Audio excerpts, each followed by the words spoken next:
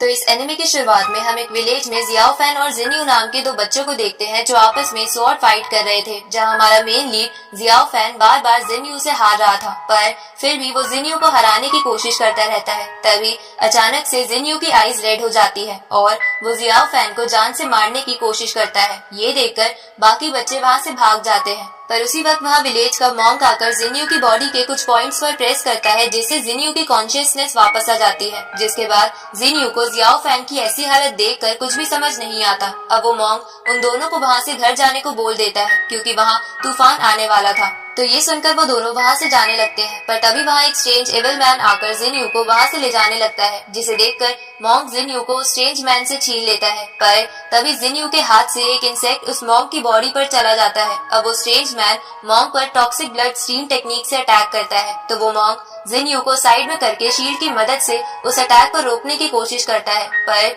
वो मॉन्क उस अटैक को नहीं रोक पाता, क्योंकि उस इंसेक्ट ने मॉन्क की बॉडी में पॉइजन इंसर्ट कर दिया था। अब उस इंसेक्ट को देखकर वो मॉन्क समझ जाता है कि ये स्ट्रेंज मैन उसे ही मारने आया है और जिन्यू को चुराना तो बस एक डिस्ट्रैक्शन था। उसी वक्त वहाँ जियाओ फैन भी आ जाता है और ये सब देखकर हैरान हो जाता है। इधर वो स्ट्रेंज मैन मॉन्क से कोई चीज मांगता है, लेकिन मॉन्क उसे देने से मना कर देता है। ये सुनके वो स्ट्रेंज मैन मॉन्क पर डार्क स्पिरिट बॉडी से अटैक करता है, तो वो मॉन्क बुद्धा हैंड का इस्तेमाल करके उस स्ट्रेंज मैन के अटैक को डिस्ट्रॉय कर देता है। ये देखकर वो स्ट्रेंज मैन बहुत ज्यादा गुस्सा हो जाता है और मॉन्क को मारने के लिए अपनी स्वॉर्ड में लाइटनिंग एनर्जी कलेक्ट करने लगता है। ये देखकर वो मॉन्क अपने चारों तरफ एक डिवाइन शील्ड बना लेता है, जिसकी वजह से उस मॉन्क को कुछ भी नहीं होता। पर ये देखकर वो स्ट्रेंज मैन समझ जाता है कि वो मॉन्क को नहीं हरा सकता है, क्योंकि मॉन्क की बॉडी में पॉइजन होने के बावजूद भी वो इतना ताकतवर है। इसलिए वो स्ट्रेंज मैन वहाँ से भाग जाता है। अब वो मॉन्क जियाओ फैन और जिन्यू को एक साथ लेटा देता है, क्योंकि वो दोनों बेहोश हो गए थे। जिसके बाद मॉन्क सोचने लगता है कि उसे अपनी पावर जियाओ फैन को देनी होंगी, ताकि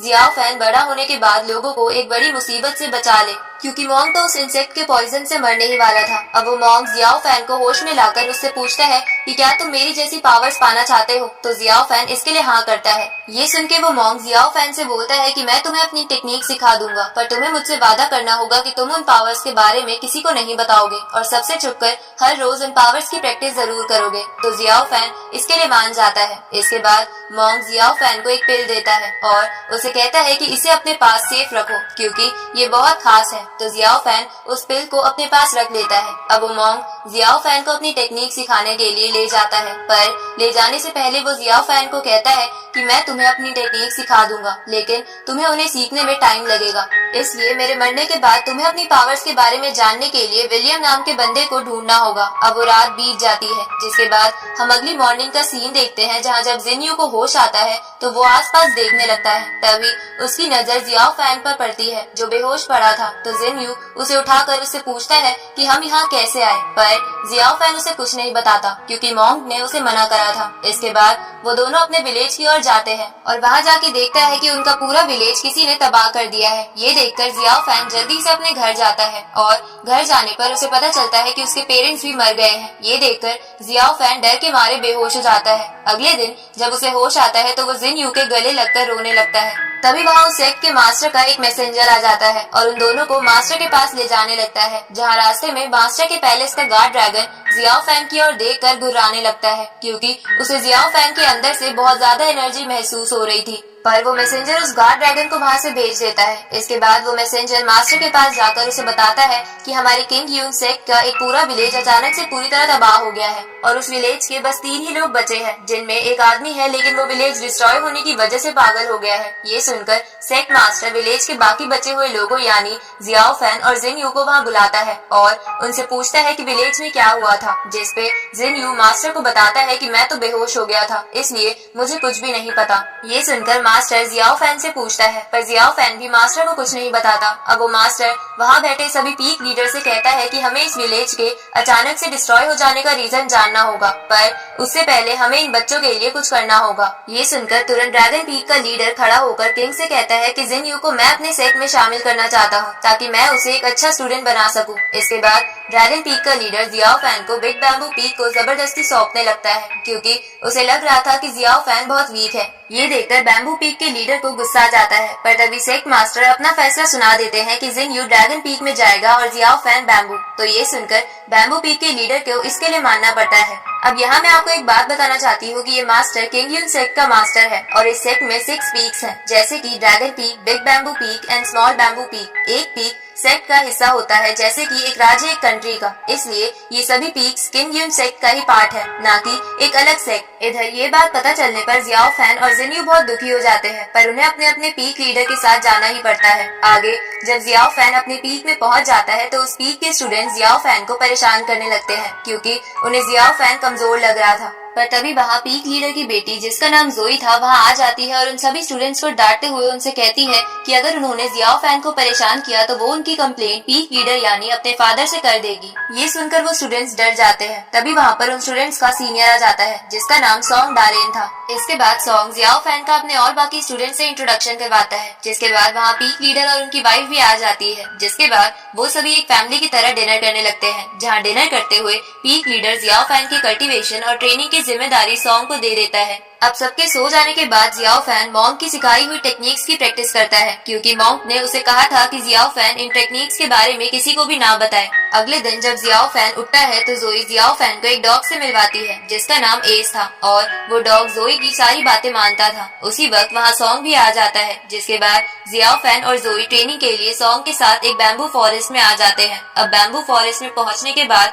जोई जियाओ फैन को कुछ बैम्बूस काट कर दिखाती है, जिन्हें वो बड़ी ही आसानी से काट पा रही थी। लेकिन जियाओ फैन सबसे पतले बैम्बू को भी नहीं काट पा रहा था। ये देखकर सॉन्ग जियाओ फैन को बताता है कि ये स्पेशल टाइप्स के बैम्बू है, जिन्हें काटने के लिए तुम्हें बहुत प्रैक्टिस करनी होगी। ये सुनकर जियाओ फैन अपनी प्रैक्टिस में लग जाता है, जहाँ देखते ही देखते बहुत साल बीत जाते हैं, जहाँ अब जियाओ फैन बड़ा हो गया था और वो उन बैम्बूस को बड़ी आसानी से काट पा रहा था। साथ ही इसी बीच जियाओ फैन ने मॉन्क की बताई हुई टेक्निक्स की भी प्रैक्टिस की थी। अब हम जोई को देखते हैं, जो पहले से बहुत ही खूबसूरत हो गई थी, पर वो अब भी जियाओ फैन की मदद करने से पीछे नहीं हटती थी। आगे हम जियाओ फैन को देखते हैं, जो बैम्बू पीक के बाकी स्टूडेंट्स के साथ ट्रेनिंग कर रहा था, जहाँ ट्रेनिंग करते हुए जियाओ फैन पर बाकी स्टूडेंट्स स्पिरिचुअल पावर से अटैक करने लगते हैं, जिसे देखकर जियाओ फैन भी अपना स्पिरिचुअल पावर का अटैक तैयार करने लगता है, पर अचानक से उसकी एनर्जी बॉल अनस्टेबल हो जाती है। ये देखकर जियाओ फैन निराश हो जाता है, क्योंकि उसके साथ ऐसा कई बार हो चुका था। अब जियाओ फैन को निराश देखकर सॉन्ग उसे कहता है कि तुम चिंता मत करो, तुम जल्द ही स्पिरिचुअल पावर को स्टेबल करना सीख जाओगे। इसके बाद सभी स्टूडेंट्स फॉरेस्ट से जाने लगते हैं, जहाँ जाते हुए वो स्टूडेंट्स बात करते हैं कि अगर जियाओ फैन अपने मन को शांत रखे तो वो आराम से स्पिरिचुअल एनर्जी को स्टेबल कर पाएगा। ये सुनकर जियाओ फैन को भी ये बात अच्छी लगती है, इसलिए वो भी वहीं पर शांत मन से कल्टीवेशन करने बैठ जाता है और कुछ ही मिनट्स में अपनी एनर्जी को स्टेबल रखना सीख जाता है। ये देखकर सॉन्ग और बाकी स्टूडेंट्स जियाओ फैन की तारीफ करते हैं। तभी हम वहीं पर बैम्बू पीक के मास्टर को देखते हैं, जो वहीं छुपकर जियाओ फैन को देख रहा था। जहाँ जब वो जियाओ फैन को अपनी एनर्जी स्टेबल करता हुआ देखता है तो उसे बहुत खुशी होती है। लेकिन जब सॉन्ग और बाकी स्टूडेंट्स मास्टर को देखकर उनसे पूछते हैं कि आप यहाँ क्या कर रहे हो, तो वो उन स्टूडेंट से कहता है कि मैं बस यहाँ जियाओ फैन को ये कहने आया था कि वो आगे से खाना ना बनाए, क्योंकि वो बहुत बेकार खाना बनाता है। बैम्बू पीक का लीडर ऐसा इसलिए कहता है ताकि जियाओ फैन को कल्टीवेशन के लिए ज्यादा टाइम मिले, क्योंकि वो समझ चुका था कि जियाओ फैन एक एक्स्ट्रा ऑर्डिनरी स्टूडेंट है। पर जियाओ फैन लीडर की ये बात सुनकर निराश हो गया था, पर सेक्ट के बाकी स्टूडेंट्स उसे मोटिवेट करते हैं। अगले दिन जब जियाओ फैन अपनी ट्रेनिंग कर रहा था, तब बार बार उसके सर पर पत्थर आकर लगने लगते हैं। तो जियाओ फैन इधर उधर देखता है तो उसे पता चलता है कि ये पत्थर उस पर एक मंकी फेंक रहा था। तो अब ये पता चलने पर जियाओ फैन को उस मंकी पर बहुत गुस्सा आता है। इधर हम जिन्यू को देखते हैं, जो अपने पीक के टॉप स्टूडेंट्स में से एक बन गया था। तभी उसे उसी के पीक का एक बंदा फाइट के लिए चैलेंज करता है, तो जिन्यू ये चैलेंज एक्सेप्ट कर लेता है और उस स्टूडेंट से लड़ने लगता है। जहाँ उन्हें लड़ते हुए देख बाकी स्टूडेंट्स कहते हैं कि जब से जिन्यू पीक में आया है तब से हमारे पीक लीडर बस इसी पर ध्यान देते हैं, जिसकी वजह से ज्यादातर स्टूडेंट्स इससे जेलस हैं। इधर जिन्यू उस स्टूडेंट को फाइट में हरा देता है, पर तभी वहाँ पीक का एक सीनियर स्टूडेंट आ जाता है और जिन्यू से कहता है कि माना कि तुम पीक लीडर के फेवरेट स्टूडेंट हो, पर तुम्हें उस स्टूडेंट से नहीं लड़ना चाहिए जो तुम्हारी टक्कर का ना हो, क्योंकि इससे उस स्टूडेंट को चोट पहुंच सकती है। दूसरी तरफ हम जियाओ फैन और जोई को देखते हैं, जहाँ वो दोनों उस मंकी को पकड़ने के लिए जंगल में खाना पका रहे थे, ताकि खाने की खुशबू से वो मंकी वहाँ आ जाए और वो दोनों उसे पकड़ ले। पर वो मंकी बड़ी ही चालाकी से उन दोनों का खाना ले लेता है और उन्हें चिढ़ाने लगता है। ये देखकर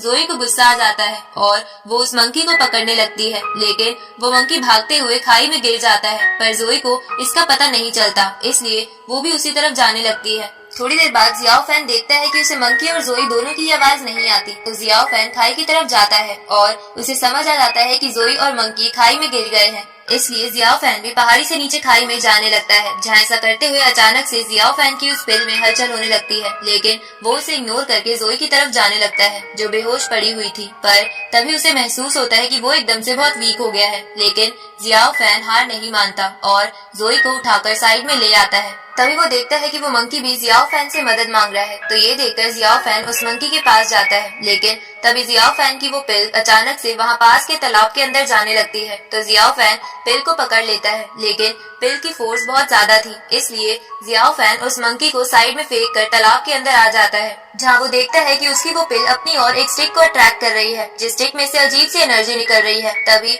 वो पिल उस स्टिक के साथ अटैच हो जाती है। ये देखकर जियाओ फैन उस स्टिक को हाथ में पकड़ता है, लेकिन तभी वहाँ स्पिरिचुअल इम्पैक्ट होता है, जिससे जियाओ फैन बेहोश हो जाता है। आगे हम देखते हैं कि बैम्बू पीक के स्टूडेंट्स ने जियाओ फैन और बाकी सबको बचा लिया है, जहाँ जब जियाओ फैन की आंख खुलती है तो बैम्बू पीक के लीडर जियाओ फैन को डांटते हुए कहते हैं कि तुम लोगों को वहाँ जाने की क्या जरूरत थी, जिस पर जियाओ फैन पीक मास्टर से बोलता है कि हमें एक बंदर परेशान कर रहा था, तो हम बस उसे ही पकड़ने गए थे। ये सुनकर पीक मास्टर जियाओ फैन से कहते हैं कि तुम्हारी इस बेवकूफी से तुम दोनों की जान भी जा सकती थी, पर तभी पीक मास्टर की वाइफ उन्हें शांत कराकर बाहर ले जाती है। आगे वो मंकी जियाओ फैन के पास आ जाता है, पर तभी उसे ढूंढते हुए जोई भी वहाँ आ जाती है, जिसे देखकर वो मंकी जियाओ फैन की वो स्टिक लेकर बाहर भाग जाता है। तो जोई एस से मंकी को पकड़ने को कहती है, पर वो मंकी एस को स्टिक की मदद से वापस भेज देता है। ये देखकर जोई को उस पर बहुत गुस्सा आ जाता है, लेकिन तभी जियाओ फैन उस मंकी को बचा लेता है और जोई से कहता है कि मैं इसे अपने साथ रखना चाहता हूँ। ये सुनकर जोई वहाँ से चली जाती है, जिसके बाद जियाओ फैन उस मंकी को जायरो नाम दे देता है, जो नाम उस मंकी को बहुत पसंद आता है। रात को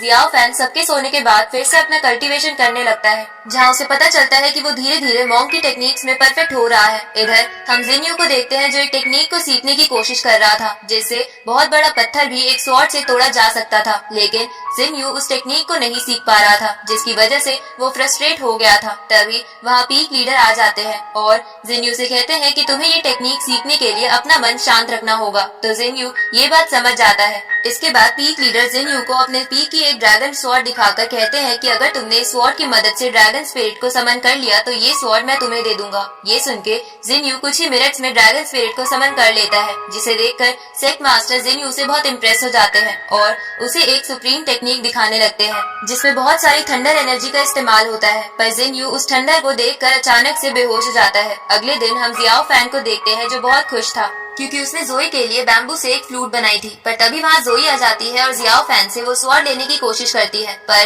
जियाओ फैन उसे ये स्वॉर्ड अभी नहीं देना चाहता था क्योंकि अभी वो इनकम्प्लीट थी। लेकिन तभी उन दोनों की भाग दौड़ में वो एकदम से बहुत करीब आ जाते हैं। उसी वक्त वहाँ सॉन्ग आ जाता है और उन दोनों से कहता है कि हमारे पीक में ड्रैगन पीक से कुछ गेस्ट आए हैं, इसलिए तुम दोनों भी उन गेस्ट से मिलने चलो। इधर हम देखते हैं कि वो गेस्ट और कोई नहीं बल्कि जिन्यू और वो सीनियर स्टूडेंट था, जहाँ वो दोनों बैम्बू पीक के लीडर को ऑल सेक कॉम्पिटिशन के बारे में कुछ बताने आए थे कि उस कॉम्पिटिशन के रूल्स चेंज हो गए हैं। तभी वहाँ जियाओ फैन और जोई आ जाते हैं, जहाँ जियाओ फैन जिन्यू को देखकर बहुत खुश हो गया था। इसके बाद जियाओ फैन जोई को जिन्यू से मिलवाता है। उसी वक्त सेक लीडर और उसकी वाइफ वहाँ से रेस्ट करने के लिए चले जाते हैं, जिनके जाने के बाद वो सीनियर स्टूडेंट जोई से फ्लर्ट करने लगता है और जियाओ फैन जिन्यू के साथ बात करने के लिए रूम से बाहर आ जाता है, जहाँ जियाओ फैन जिन्यू से पूछता है कि क्या तुम्हें पता चला कि हमारे विलेज पर किसने हमला किया था। ये सुनकर जिन्यू कहता है कि नहीं, पर वो डरावनी रात मेरे दिमाग से निकलती ही नहीं है और उसी की वजह से मैं थंडर को देखकर पिछली रात बेहोश भी हो गया था। ये सुनकर जियाओ फैन भी विलेज के बारे में याद करने लगता है।